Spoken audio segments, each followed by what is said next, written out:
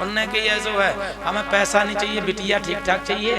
और अब रहरा वाले आए थे 25 लाख दे रहे थे, 2 मोटरसाइकिल है। अब तुम्हारी औकात हो 25 से ऊपर तो बात करो, और चाहिए आए नहीं, चाहिए नहीं, बता सब दिए ये।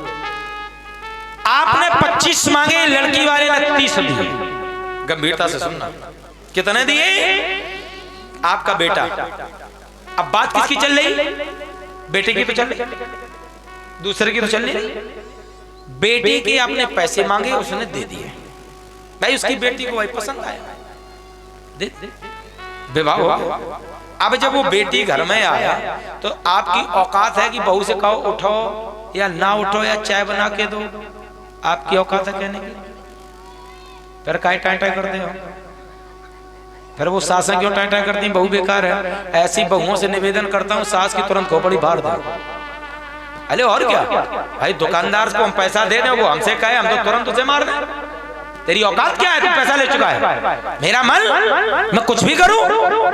मेरे बाप ने मुझे गुड्डा पसंद आया, तेरा बेटा मुझे पसंद आया, मेरे पिता ने मुझे खरीद के दिया। अब मैं उससे बर्तन मजाऊं, पांव दबाऊं, कपड़े धुलाऊं, तुम बड़ी मकाए बनते हो।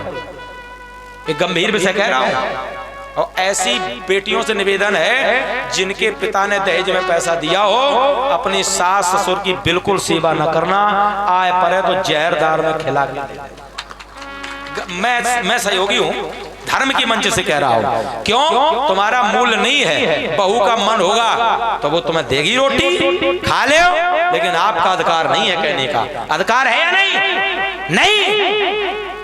पैसा लिया, अब पैसा जो नहीं लेता है उस घर में बेटी आती है। क्या आती है? बधू लरकनी पर घर आई, राखे नयन पलक की नाई। इसलिए लोग कह देते हैं कि बगैर दहेज की शादियां नहीं होती हैं। अरे कौन कहता है? बेटी किसी की भी हो, बेटी कभी घर में नहीं बैठा कर दी है। अब आगे से आगे जब तुम ही महाराज पैसा देने को चलते हो। और बेटे वालों से निवेदन है, ऐसे भाइयों से निवेदन है जिनके माता पिता आपकी अगर बोली लगा दें। भाई जब बेटे को बेच दिया, जैसे आपका मकान है, ध्यान से सुनना, हमने खरीद लिया, आपने कहा 50 लाख हमने आपको अकाउंट में डाल दिए, मैंने अपने नाम रजिस्टर करा लिया। अब हम मकान तोड़वाएं फुकवाएं, उसमें कुछ भी करें, आप मना नहीं कर सकते हो। तो इसी प्रकार से बेटे, जब बेटा बिच गया तो फिर बेटे का कोई अधिकार माँ बाप पे नहीं रहा। भाई माँ बाप पे क्या अधिकार रहा? तुमने पैदा किया, पालन पोषण किया, पैसे गिन लिए, तुमने तो मुझे बेच दिया है। जैसे एक भाई किसान खेत में फसल करता है, उसकी सेवा करता है, तो बाद में बाजार में बेच आता है, उसका मूलधन ले आता है, तो आपने तो वही कर लिया।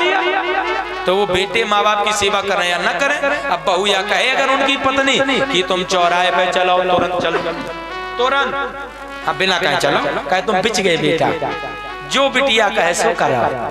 वह कहे संजा सवेरे पौछा लगाओ तो लगाओ, और ना लगाए तो हाथ पांव खोल दो। हाँ बिल्कुल नहीं, कहे बिचे हो, करना पड़ेगा। अब भाई घर में नौकर ले आओ, तो जो तुम कहोगे वो करेगा, करेगा या नहीं? पैसा लेगा तो करेगा। अब तुमने इकट्ठे पैसे गिना लिए तो भाई वो तो जिंदगी भर का नौकर हो गया बेटी का, नहीं हो गया? तो ऐसे बेटों से निवेदन है, बेटियों की बड़ी सेवा करो, अपनी पत्नियों की, उन्हें देवी मानो, उन्हें पूजो।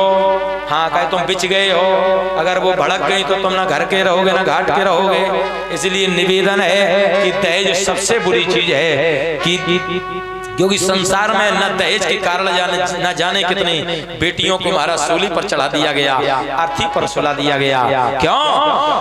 कि हर रोज जलाई जाती हैं, हर रोज ये मारी जाती है, हर रोज जलाई जाती है, हर रोज ये मारी जाती है, हर रोज सताई जाती है, हर रोज ये मारी जाती है, हर रोज सताई जाती है, हर रोज ये मारी जाती है।